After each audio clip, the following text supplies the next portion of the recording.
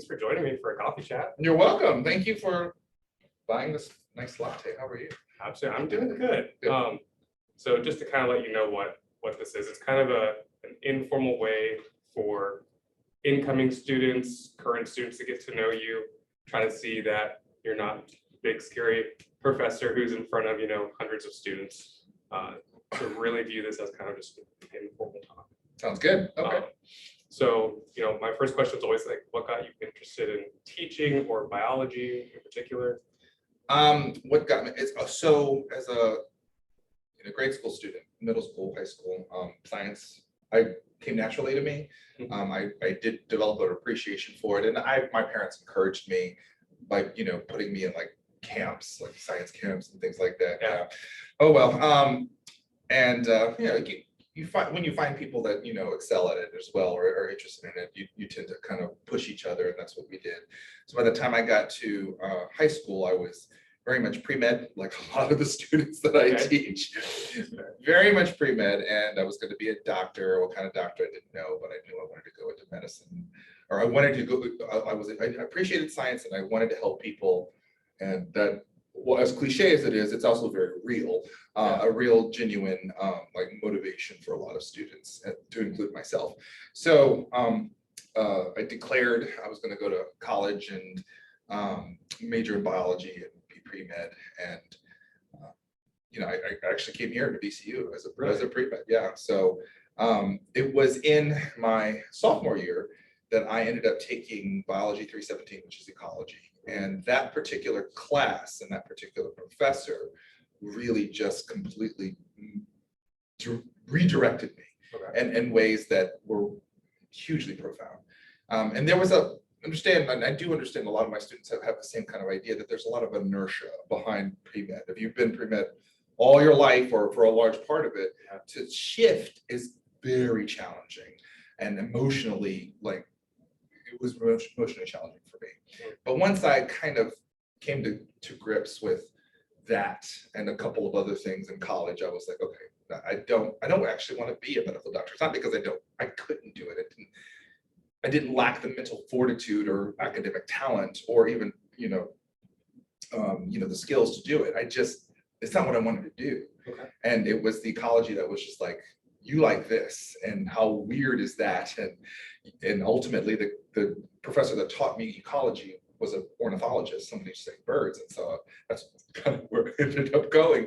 And it was really funny because maybe shortly after I graduated from college, I would run into old friends of mine from high school, and they were like, hey, are you in medical school yet? And I'm like, actually, no, I'm studying ecology. And they're like, what? I thought you were pre-med. I was like, well, I was. And then I changed my mind. So there was a lot of that going on. So why biology? I was good at it. It called to me. Why teaching specifically? Once I left the pre-med route, I ended up very motivated to mirror the professors that had such a big impact on me. And so I ended up kind of paying attention to them and mimicking them or aping them or taking the best qualities of them as I could, and kind of mirroring them back to the younger generation that was behind me.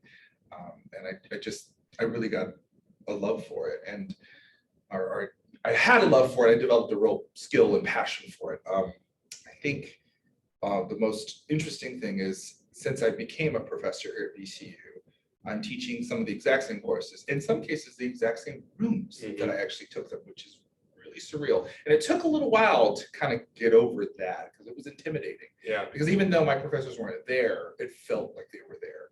And so sort of to make sure I didn't mess up and make them proud, it was something. But I've gotten over that. Speaking of intimidating, teaching some of these intro classes, you have a huge student population. How do students kind of get to know you with having so many classes? I know that one of the things that I always struggled with in college was, how does the professor care about me when I'm one of 500 students? And and that's a legitimate concern. It really is, because logically, to anyone who is who is in college, they have the capacity to think critically and go, how is that? I mean, is that even possible? Is this a real thing? And the reality is I don't think anybody who teaches a large lecture class has the capacity to get to know every single student. That's just sort of a given. Sure. So what has to happen is, in general, we have to care like collectively about our students.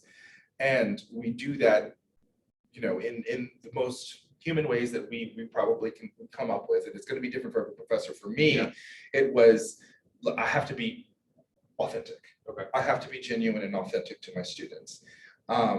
They don't necessarily know that because they don't know me, but Sure. really like what you see is what you get. And I've had a lot of former students that have kept in touch with me Sure. to say, I did not necessarily expect that you would be precisely the same, like in a social situation or in your office or in front of a classroom, like you really are authentically Jonathan Moore. Yeah. And I'm like, yeah, I try to communicate that. What has to happen from the student's perspective or angle is they have to believe me. Okay. And sometimes it takes a leap of faith. Sometimes it doesn't. Sometimes students are just, they feel the authenticity. Yeah. And they're like, okay, all right, so this is who he is. So I'm authentic. I'm going to do everything in my power to help you succeed. And understanding, and I will communicate this, understanding that your success isn't necessarily you earning the A. That is the way you're probably defining success. Yeah. And I've said this to classes, but that's not necessarily how I'm defining your success. Okay. I'm defining your success as once you get past me, then I have helped you level or overcome or get around certain challenges or roadblocks that are going to necessarily be there later on in upper level courses. Okay. And that I do that by giving you a suite of tools and concepts and experiences that allow you to like, okay, I'm now in front of a biochemistry exam. That's kind of intimidating. A little bit. Except if you have listened and learned with me in those foundational courses, then it's not nearly as hard as you think.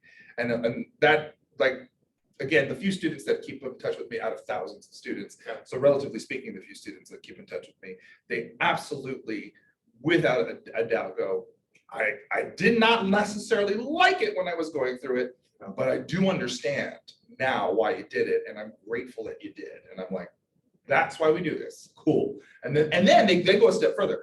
Do not stop what you're doing.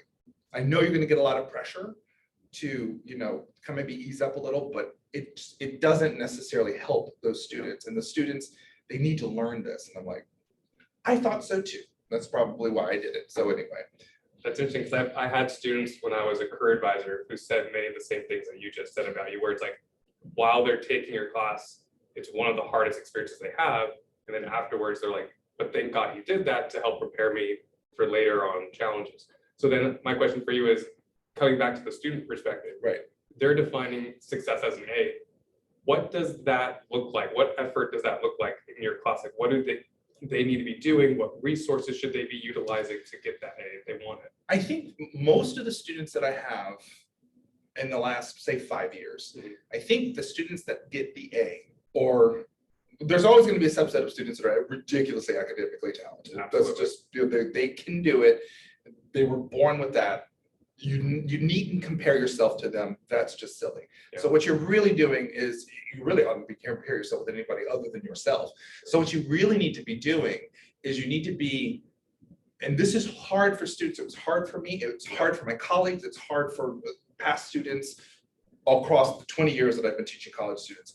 You need to assume, and this is hard, assume that you have more to learn on how to learn, because you have come this far and you've been this successful doing what you normally do. Sure. And I would tell my students, do not rest on what you have done prior. Okay. I beg, I plead, I implore you, don't do that.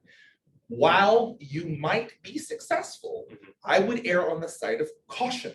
Okay. And just assume that you have more to learn on how you actually learn, and then go and figure that out, either with the resources that are here at the CLC or with me or your other professors that might have knowledge about it, like just to slow down and go, okay, what is it? What does it really mean to learn? Sure. How do I really know that I've learned something? Yeah. Like you memorizing and regurgitating it back just means you've memorized it. But how do you know you understood it? Like that you can work with the pieces. And that takes practice and it takes Yeah. time, but it also takes humility. It takes, someone to go, maybe I don't know this as well as I do. Sure. Or maybe I don't know how to study as well as effectively as I thought I did. Yeah. So that's what I would tell the students that get the A, aside from the really, Yeah. naturally talented ones, are the ones that have taken it on the chin on the first test and they got a low grade, whatever that is to them. It might be a B, it might be a C, it might be an F, whatever it is that they got a low grade and they go, okay, I did this and it wasn't what I thought it was going to be. It wasn't successful. It didn't reap the benefits that I thought it was going to do. Very often, by the way, what you're getting at is like you're just increasing the number of hours. Sure. That's not necessarily going to do anything. You doing ineffective things over longer periods of time just means you're wasting more time. It doesn't necessarily mean you're being more effective. So you've got to be, more intentional about what you're doing, and you have to be self-reflective and you have to be honest with yourself. Like, did I really, like in this hour, was I really engaged in the material? Yeah. Or was I texting my friend, or did something pop into my head and I looked it up on IMDb or whatever? Like, what do you really do? Gotta be honest. So that's what I would say students make an A. So I appreciate the plug for, using the CLC resources, but you also mentioned using you as a resource. 100, 200, 3-person class. I know that I was terrified. Many students are terrified. How do they use you as a resource? Like, how do you view talking during class, after class? What are your office hours like? What do you want to see? Why should students come and see you? What kinds of questions should they be asking? So how does that accomplish? For me personally, I do have a link that I've set up. It's called Calendly, and it allows students to go in and make the appointments on their own. Okay. So they can do that on their thing. So they make the link and it's there. I provide them the link. This is how you get me. You don't necessarily have to come to me with questions. You can come to me just sort of to introduce yourself. Okay. That's fine too. I like to get to know my students. They're very interesting people. Yeah. And they're very different from me. So I can learn from them just as much or almost as much as they can learn from me. Maybe like personally as much, but not necessarily biological content. I think the things that they need to come to me are, so when they come to me and they make an appointment, if they do have issues, if they're having issues, they need to be prepared, one, to tell me what they specifically do. What does studying look like for you? Okay. Where are you? What is going on? Are you listening to music? Like it sounds really like tedious and kind of silly. Yeah. It's not. I mean, we really want to get an idea of what you're doing so that we can maybe identify less effective habits and redirect them to more effective habits. The other thing that they need to, I want my students to be able to do is once they think they have mastered the material, and they can do this individually in groups. I've had both of that occur. Okay. Even though I don't have a small office, I can always get another room with a larger, number of seats in it. Yeah. But I want the students to be able, like, what I tell them is there are basically 3 levels of testing your understanding. Can you explain it to someone who knows nothing about the material and they understand it? Can you explain it to somebody who's learning the material with you and they understand it? And then can you explain it to someone who knows the material way better than you and they understand it, and they also are able to catch the things that might be misconceptions or the explanation of the way you think about it works in this particular scenario, but you probably need to think about it in a different way, because while it works in this scenario, it doesn't work holistically in other scenarios. So it's better to think about it in this degree, in this capacity, so that it's applicable across the board. And that's what you really want. So I like students to either come to me with specific questions, or being able to tell me what they do, come to me with specific questions, or taking the opportunity to go, okay, more, I'm going to teach you. And I'm like, cool, there's a whiteboard, do it. And the students who are truly successful get up in front of me, regardless of how terrified they may be of public speaking, it's just me. Yeah. And they get a marker and they teach me the material. Okay. And I tell them, when you're studying, to teach it to me, it's gonna make a difference in how you're absorbing the information, rather than you taking a test, because there's more in your head, there's more on the line. And so you're gonna work harder, whether you know it or not, you're gonna work harder in categorizing the information and shaping it in a way that makes sense to you so that you can access it and roll with the punches when I ask you to clarify something. Or, well, what happens when you take this element and you change it here? What would you expect the consequences to be? Yeah. Well, I don't know. Let me think about it. Cool. So that's what I would tell students if they want to utilize me. And it's not, again, I do understand that I have a big presence. My students tell me I have a big personality. If I hadn't majored in biology, I would have been in theater, and that would have been just fine. It would take up the space of the theater. I am absolutely, positively there to help you succeed. When you succeed, I feel good, and I like to feel good. That might be really selfish. I don't care, but that's what I want my students to be able to do. I want to look back on their success and go, I had a part of that. But I only had a small part, and I do recognize that. But I had a part in it, and I'm proud of that. But you know, the whatever leap of faith the students need to take in order to come and see me, they just do it. If you need to come with a friend, if you need to come with another classmate who is maybe less intimidated, do it. Sure. Like whatever that looks like for you, fine. So better to ask for help in some way than not to ask for help. Then not ask help. Yes, exactly. And if it's not me, there are lots of other resources, but I'm the one writing the test. Yeah. And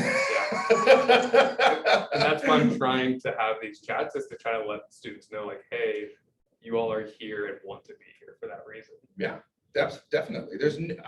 None of my colleagues in biology I can think of that are put out by students that are working really hard and they're making an honest effort. And they're coming to you to polish or to clarify or to. Yeah. We do have a problem with students kind of coming to us at the last minute going, I don't understand what your test is tomorrow. I don't know what you want me to do between now and then. Yeah. Like, that's a problem. So then off of that, then obviously this is going to happen in every course. Students fall behind, like you said, that first test. What are your tips for students who do fall behind? How do they get caught back up? Is that possible in your class? Because as you say, like, this is a tough experience on purpose to prepare you for later on. So if you're falling behind, that's even a larger leap to be taking than being caught up from the beginning. So it's a very personal conversation to have with the student when they come to me and they're behind after the first or the second test. And they're like, should I drop the course? And I say, I don't know the answer to that question. And I would never tell a student that they should or should not. Sure. And the reason for that is because I don't know who you are, and I don't know what your life is like, and I don't know what kinds of pressures you have. Sure. If you're working part-time or full-time and trying to take this class, that's very different from a student that has 12 or 15 credits, and some of their time is being diverted to pledging or to other extracurricular activities, which I'm not saying are not important. They are important, but I'm not the one who has to prioritize that. You have to do that. So what are you willing to do? What are you willing to sacrifice in order to catch up, to be where you need to be? And that's a personal choice. Sure. You have to be honest with yourself. If you're going to make the commitment to passing the course, then you're going to have to give something up if you have fallen behind. If you don't, then there's no judgment here. If you have to withdraw from the class, that's okay. It's not going to end your career, I assure you. Sure. It's just a learning experience that you might have to talk about later on as you apply to dental school and medical school. Yeah. But that's happens all the time. So kind of going into the direction you were talking about with personal matters, a lot of our students have work, have family issues. How flexible are you when talking with students where something personal comes up? Is there a way that you'd like them to communicate with you? Do you prefer in person, over email? How does that go? So I would prefer, like Jonathan Moore would prefer, one, that students are upfront and communicative with me, like as things unfold. As long as if you suspect any level, Mhm. that whatever's happening with you is going to affect your ability to take a test or a quiz or meet a due date, let me know Okay. as soon as possible. Send me a email on your smartphone if you got one, whatever. As soon as you get to terminal, or leave me a message if you have my phone, like whatever. Yeah. The sooner you are on record of reaching out to me and making it clear that you're not actually, ignoring the course. You do intend on taking it seriously, and life has gotten in the way. I need to know that. That way I can work with you as much as possible in order to allow you to be successful. All right. It's not something, I've never not. Does that make sense? I have absolutely allowed students to take completes or to, what I have done also is, actually in the intro courses, especially my majors course, I've even constructed the final so that portions of the final can take place of your previous tests. Okay. Because in my opinion, as far as my assessment goes, it doesn't matter to me whether or not you learned the material by the test or by the end of the semester. As long as you learned it by the end of the semester, that's what's important. That's my dad coming through, but that's what's the most important thing is have I prepared you to go into the next step? If you have not been prepared, then you're gonna have trouble, and maybe you ought not go to the next step. Sure. Maybe you need to repeat this again. But I give you opportunities in order to do that. But a student just needs to, they just need to email me. They just Okay. need to, or come by, or whatever works for them, and keep me in the loop. I don't need to know all of the personal business. I don't need to know all those details. Sure. That's not important. What's important to me is that you have made the effort to reach out to me and go, this is what is going on. And Okay. and then very often, if it's serious enough, I'm like, you need to contact the dean of students. Yeah. So they can reach out to your professors on your behalf. Okay. And that provides a little more oomph than I'm kind of drowning here as just me, the student. Yeah. So that's what I would say. So the biggest thing is just communicating as soon as possible. As soon as possible, yes. Great. So then speaking of communication, I know a lot of our students, you mentioned some of our very academically gifted students, a lot of times they're looking beyond just your course to, can I preceptor? Can you help me find research? Can I get a recommendation letter from you? What does that process look like from what a student needs to do to gain your trust, to gain a relationship where you would feel comfortable asking them to be a preceptor, giving them a letter of recommendation? Because I know from my students' perspective, I've had students who glow about your recommendation letters because I've heard that you have made them very personable. Yes, and that's they are good because they are personable. And what I would say is that one, the quickest way to establish a rapport with me is to come to me and spend time in my office telling me what your story is. Sure. I do have 500 students, but very small percentage of students will actually come to me. So it does allow for time. And I'd love to have the problem where I just, I'll need to be with you in groups because I have no choice. I don't have enough time. But I've had students who didn't have me. Like they never had me. They only heard about me. They came and talked to me because of the research, or because I'm going to end up teaching a course that they're going to take later on, and they know that. So they want to come in and kind of like introduce themselves and, okay, this is who I am. I'm pre-med or pre-den or pre-whatever, or I'm not. I'm none of those things. Can you tell me how you got to where you are, or can you help me, identify some opportunities for research or for volunteering or whatever. Sure. And I have my own like personal knowledge of it, but I also have connections to, I know immediately who to send you to. Like if you want to do undergraduate research in biology, it's Sarah Golding. Yeah. If you want to do it like at the university levels, Herbert Hill. I know how to do that. I can direct you as appropriate. So getting to know me, that's the surest way to do it. You don't even have to have been my student. You can just know that you're going to take me at some point, or intend to take me at some point. Sure. I've had students say, I'm going to absolutely, take comparative anatomy with you. And I'm like, sure you are. Okay, well, I'll believe it when I see it, but it's okay if you don't. It's very nice to meet you. It's fine. Otherwise, precepting, which is TAing for me is a really good way of doing it, particularly in small classes, but even in large classes. I mean, it's something for me, a way for me to actually engage with you and look at you and observe you being a leader Okay. and being organized and having a position of power, and how do you treat that, and what's your character like, and how do the students react to you, how do your fellow preceptors respond to you. It puts me on your radar, or the vice versa. It puts you on my radar. Is that what I said? Anyway. Yep. Otherwise, taking multiple courses with me, particularly upper levels, those are all good ways of doing that. But what I really need to understand for letters of recommendation specifically is who you are. I need to have an idea of who you are so that I can put that in. Like, this person is, they may be quiet, but be careful because that witch is sharp, or something along those lines. Like, oh wow, where did that come from? And I can make it very a personal letter. Yes, partly personal. Yeah, that's great. So last question. I know you kind of already answered this, but I'll kind of give you a chance to kind of give it as your last effort. Is how do you want students to perceive you?